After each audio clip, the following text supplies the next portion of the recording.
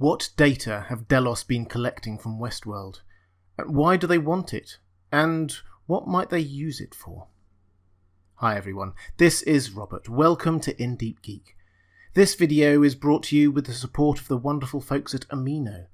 If you don't know Amino, it's a free app that provides a home for communities from every interest.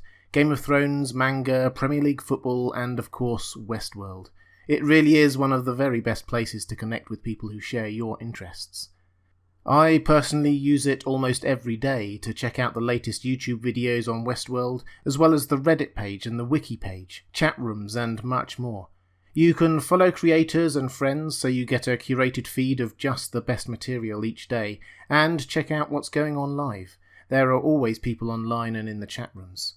In fact, I've just created a chat room called Deep Geek Chat to discuss Westworld theories and what's coming up. It would be great to see you there. There's a link down in the description.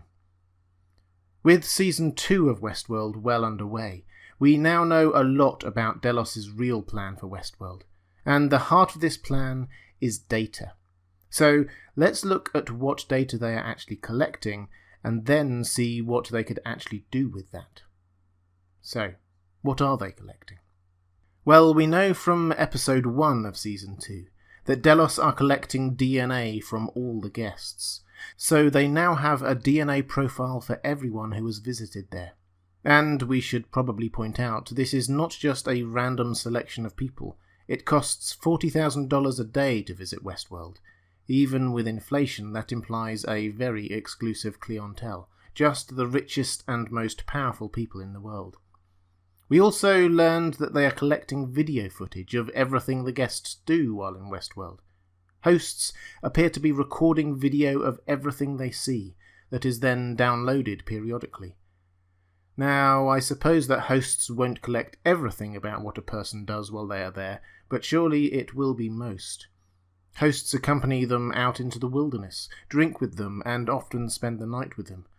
They will have many hours of footage of every guest.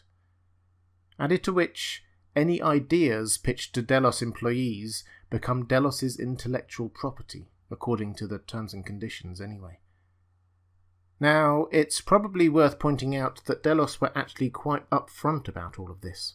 It's in their terms and conditions, and all guests will have signed up to it, so in gathering this data they aren't actually doing anything illegal. For example, all guests have to agree to this. By entering the Delos destination's port of entry, you acknowledge that Delos Inc.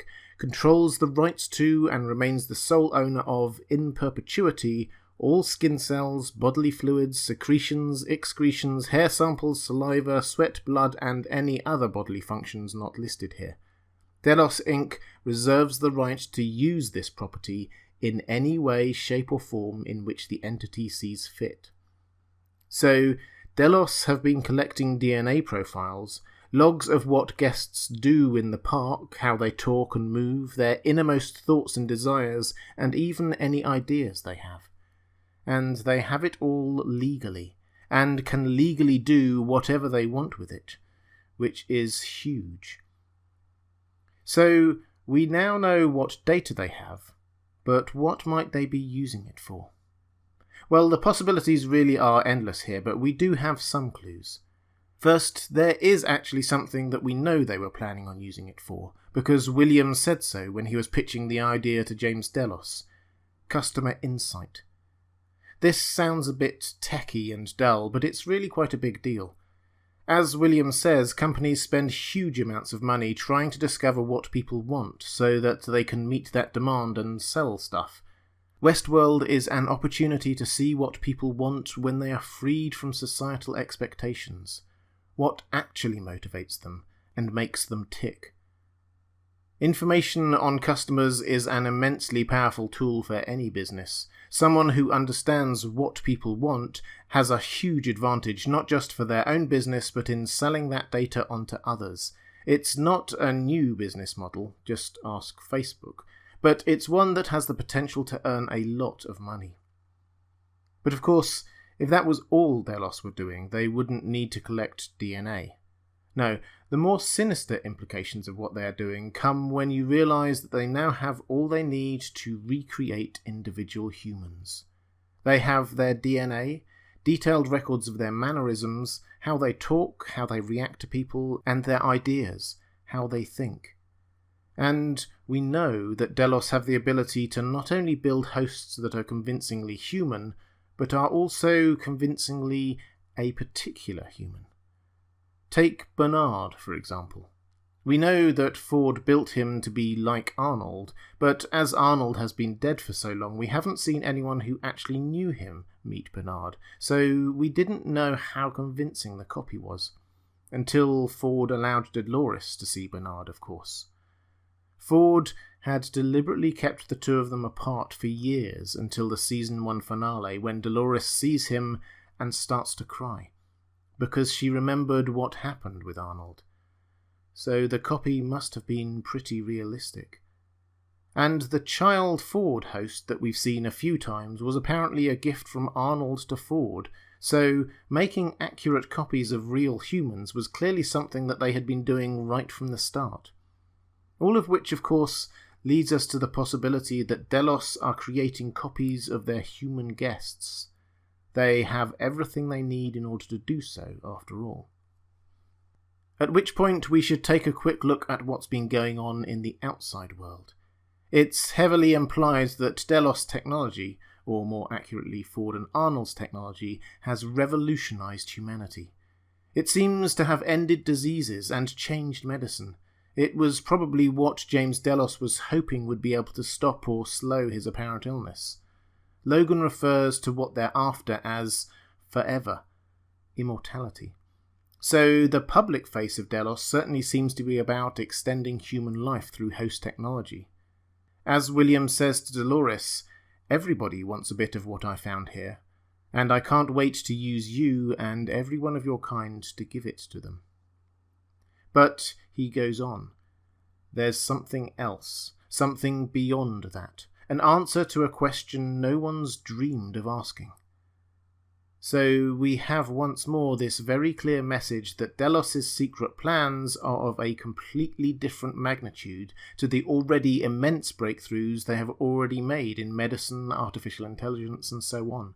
So immense are they that Ford, the man who, let's not forget, created an entire species, accused them of playing God. And we have one more clue.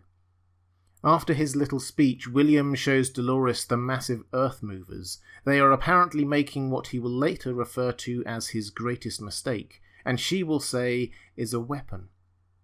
It's possible that this is them building a dam to hold back the sea that later floods the valley, but in the context it seems more likely that they are building something large underground. Something we haven't seen yet. I wonder whether this door, and remember the official title to this season, and the name of the game Ford made for the Man in Black, is The Door, is the entrance to this underground bunker. So, whatever is being housed there needs a lot of space. It's not the data itself that can apparently fit inside Peter Abernathy's head, it's what they are doing with the data, what they are making. Whatever this is, the guests don't know about it. Delos aren't just selling host bodies to rich people so they can download themselves into them. In fact, only a very few select people in the organisation seem to know about it.